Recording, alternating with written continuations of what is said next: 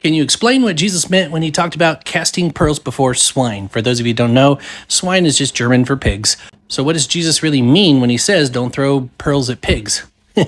So this comes at the end of a greater passage, Matthew 7, 1 through 6. In the first few verses, he talks about not judging incorrectly. He talks about how we judge people, that we shouldn't be hypocrites, that you shouldn't judge someone who has a speck in their eye while having a plank in your own. There's no point in pointing out their speck. And of course, that's supposed to be kind of a comical idea, but he ends it with this odd passage that most people don't understand. In verse 6, it says, "Do not give dogs what is holy, and do not throw your pearls before pigs, lest they trample them underfoot and turn and attack you." So he's saying, don't waste the holy stuff on people who won't respect it.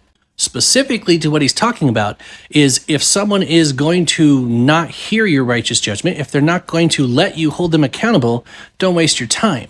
But more broadly speaking, it works for the gospel too. This is why in Matthew 10:14, he tells them to shake the dust from their feet if they are not received. If people aren't willing to listen, go find someone else. Acts 13:46, Paul turns from those who rejected the word. Same thing. And in Titus 3:10, he tells Titus to warn a divisive person once or twice, but then have nothing more to do with them. At some point, you let them go. The gospel is precious, and so is the time that God has given you to spread it. If you waste it on people who are not going to listen, then you're neglecting people who might. So give them a chance, maybe two, and if they're not willing to listen, move on to someone else. That's on them.